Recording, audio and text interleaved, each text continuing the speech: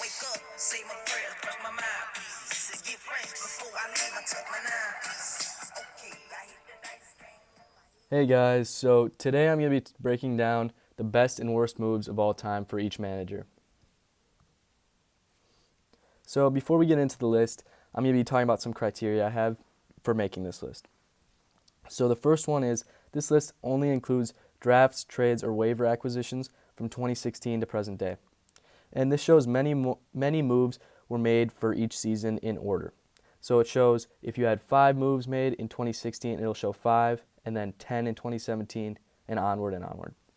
And these rankings are in no particular order, and the slides are basically in just random order, any way I saw them. And all rankings shown for each positions are final season rankings. For example, if it was wide receiver 2, it would be WR space 2. And for the last thing, I have tried my best to steer away from including moves such as like with injuries, retirements, or anything like that. So it's strictly just stupid moves almost for the worst moves, and strictly just smart or intelligent moves for the best. So the first one we have up is Cousin Nick. So he's totaled about 137 moves over the course of 4 years, and that's a pretty good number. That's about average, a little above average. But his worst move is most notably dropping Alvin Kamara before his breakout season, and he turned out to be running back 3 after he dropped him in week 5 of 2017. Now this didn't seem to hurt his team so much as he ended up going 9-4 through the stretch, but this obviously didn't help him throughout the playoffs as anybody would take running back 3. And the best move that he had of his career, I'd say, is probably drafting David Johnson, who was running back 1 in the middle rounds of 2016. And this really benefited his team, helping him make the playoffs for the second straight year. And it just helped him go a long way because obviously anybody can take running back 1. And the next person we have up is Major. And over the course of 3 years, he's totaled about 54 acquisitions or moves. And that's not too low, but it's also not very high. If you want to have a very diverse team, you might want to have a little more than that, but this number isn't bad at all. And going on to his worst move, it would probably be trading away Alvin Kamara, the running back 4 for the Saints, and also Nyheim Hines, who was running back 27, and Isaiah Crowell, who was running back 33 in 2018. So this trade went down as 2 subpar running backs, running back 27 and running back 33, for a top 4 running back in the NFL. And obviously this ain't a good move, and honestly, if you make this move, it's not going to benefit your team at all. While Major did finish at 7-6 for his second straight playoff appearance, this didn't help him when it came to the postseason as he ended up going 0-1 in this stretch. And on to his best move. So this recently happened with him drafting Austin Eckler, who was running back 4 in the 8th round, with the 72nd overall pick in the 2019 draft. And this was a very bold move, one, because it was kind of early to draft him, and the second reason is nobody knew if Melvin Gordon was coming back, so this just really was a home run right there. And he just did very well the entire season, helping him get didn't help him too much as he only finished 5-8, but it helped him get his points up a lot, which honestly should have gotten him into the playoffs. And the next person we have is Nolan. So he's got surprising total moves. He has only 51 moves over 4 seasons. Now, this is the lowest out of anyone on average, as he has totaled only 5 moves in the 2016 season, which helped him get 3-9. This also is an average of 12.75 moves a season, which is the lowest by about 0.75 moves a season. But onto his worst move is probably drafting Ryan Tannehill, QB 27, in the later rounds of the 2016 draft, which was the keep year. While this in itself was not a bad pick, it's more of the sense that he did not take a QB, as this year was a little odd in 2016, as we had 0.5 points per completion. It's a little odd, but that year was a rather quarterback-heavy league, and you should probably, obviously, look to be taking a QB in the early rounds, and taking, of all quarterbacks, Ryan Tannehill in the later rounds is definitely not the move. But onto his best move. It's the first and only trade of its kind. It was introduced in 2019 when this trade was made. So he traded the second and fourth round pick for the first and seventh round pick to Major. And this ended up getting him with the first and seventh round pick. He ended up getting DeAndre Hopkins and Drew Brees. While DeAndre Hopkins had a great year at wide receiver 5, Drew Brees did finish a little lower at 22 because he did get injured for 5 weeks, but this was a very good season still for Drew Brees and D-Hop, who both averaged over 15 points, which was very successful. And next we have Louis. So he's only played 2 seasons, but he's got a total of about 27 moves, and that's not too bad. I mean, it's a little below average. It's kind of a lot below average, but it's nothing too big. These trades or acquisitions didn't really help him or negatively affect him too much, but it's nothing really good to not have many moves. So onto his worst move is probably trading away Davante Adams, who was wide receiver 2, for T.Y. Hilton, who was wide receiver 14, to Chum in 2018. Now, this is a little odd of a trade because it happened directly after the draft, and this was Louis' first season. So this was basically his first move ever as a manager, and you can't really fault him for this one. But with only 2 years under his belt, this one happens to be his worst. So onto his best move is definitely drafting Todd Gurley, who was the running back 1 in the first round with the first pick of the 2018 draft. Now, this is a little rare. I think it's only happened twice before with Major in 2017.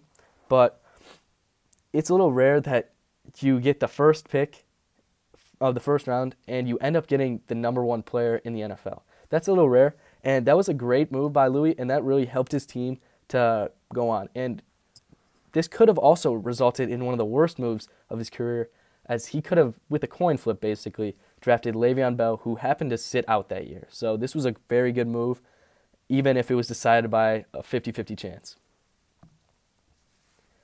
And on to Chum. So he's totaled about 150 moves throughout 4 seasons, and that is ranking 3rd on our list for average per season. And that's pretty high, but it's nothing too insane that will get you a new team pretty much every week, but it's decent. So the worst move of his career is probably drafting Cam Newton, who was the quarterback 17 of 2016. He picked him in the first round with the second pick of the 2016 draft, which had keeps. And once again, this draft was a little weird because it had 0.5 points per completion for QBs. So again, this is a quarterback-heavy league, so it's a little understandable that he took Cam Newton there. But at quarterback 17, it's a little bit of a jump and didn't really help his team out that much. And onto his best move, and this is honestly just a blank throw in the dart because he had 2 other options in front of him before this, and this was really the only guy left. So this goes to drafting Christian McCaffrey, who is the running back 1 in the first round, and he drafted him in the first round with the 3rd pick in 2019. And this obviously was the second greatest player to ever play PPR fantasy football, and only behind LaDainian Tomlinson, which is insane record. I don't know how you can beat that, but Christian came very close, and this really propelled Chum's team into the playoffs this year and helped him get the bye. Drew Bolster has a total of a whopping 234 moves. So this is pretty insane, and this might be one of the most surprising things I've ever seen.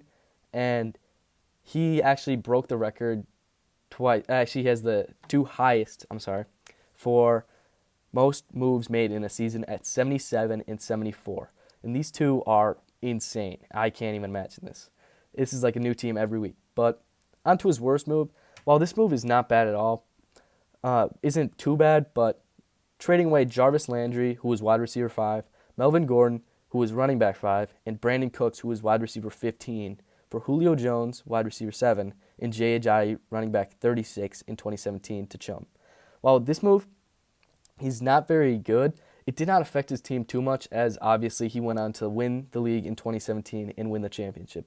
So this obviously led to him winning the Super Bowl, but this trade is not too good, but also not damaging enough to ruin his season. And onto his best move, one of the biggest sleeper picks of all time. I got to go with drafting Patrick Mahomes, who was QB1 in the 11th round with the 109th pick of the 2018 draft. Now, that is just way, way, way too late for the MVP to go. And while he was surprising, this is just an insane move that paid off greatly in the end, as he ended up winning a Super Bowl out of this. And on to Alex. He has a total of 163 moves, which is second most at 40.75 per season.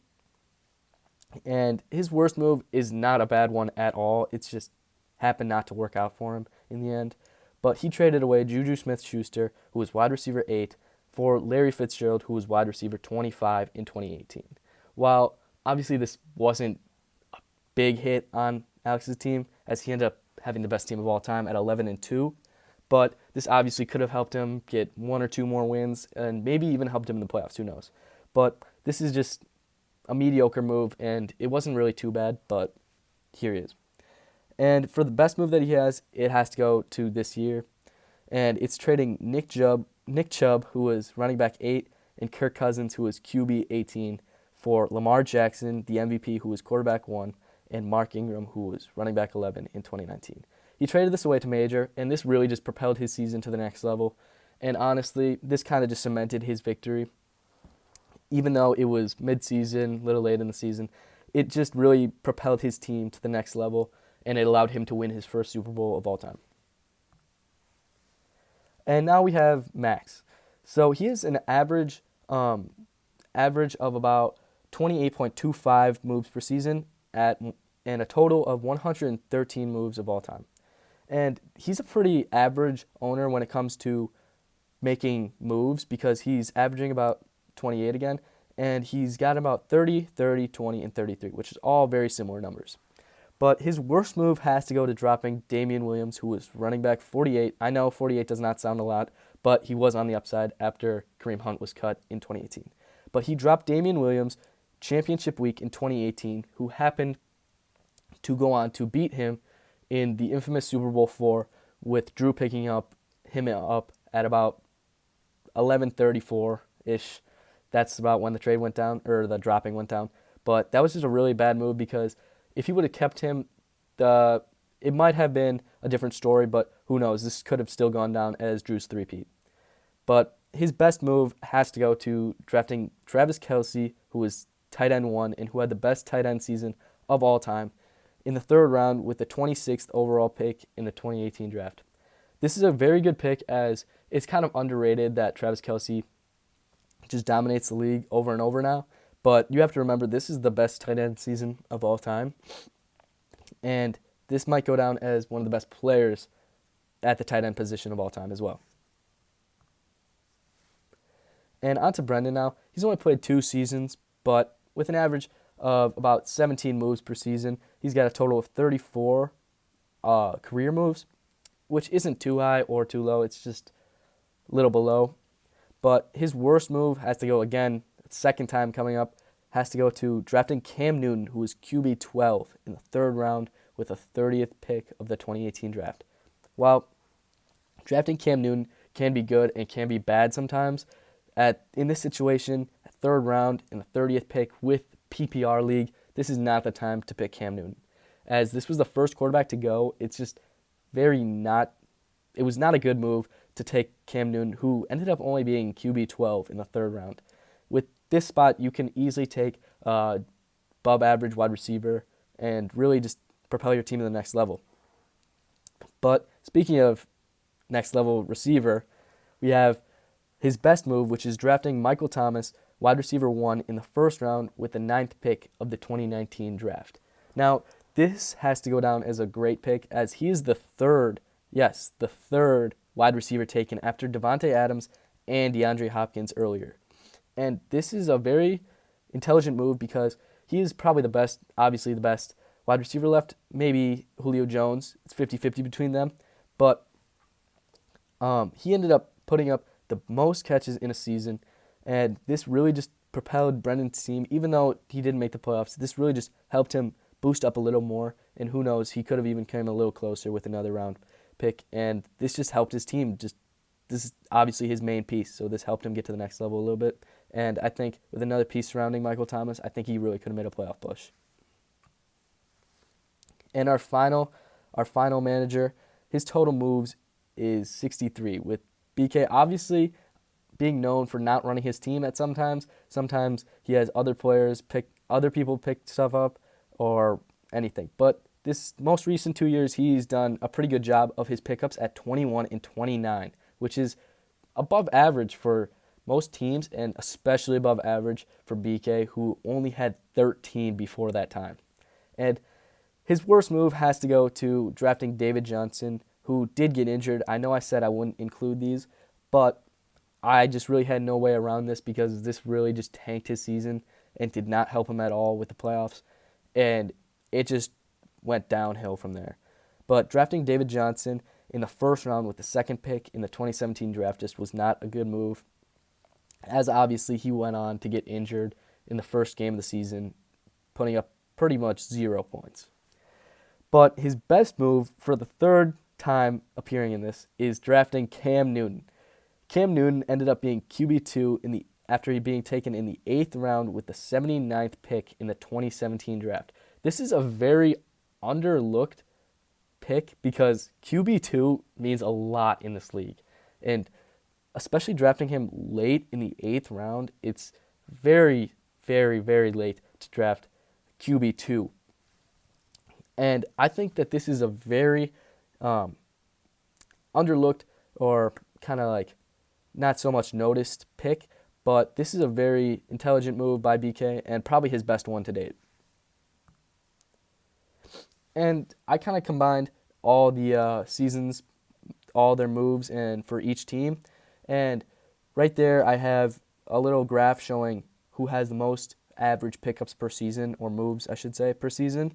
And of course, as you knew from earlier, Drew has the highest moves per season at 58.5 moves. Just let that sink in, because that is almost 18 moves more than the next person. That is 2 full bench slots. 2 full bench slots. That's 9 guys on your bench times 2 is 18. So that's pretty crazy. And then it goes very much down from there, as we have Alex at 40.75, Chum at 37.5, Nick at 34.25, Max at 28.25.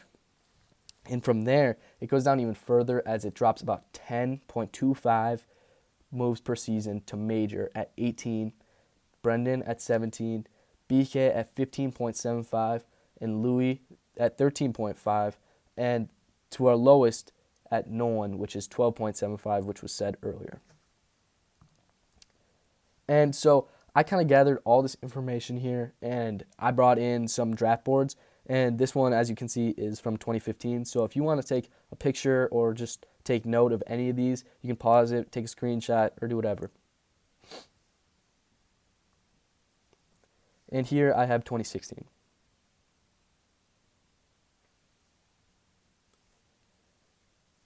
(2017), 2018, and 2019. And before I go, I just want to say, as almost like a conclusion, many of these players are generally big name players who are kind of like the biggest busts, I guess. So maybe avoiding some of these big name players, might be the best way to avoid making a terrible move.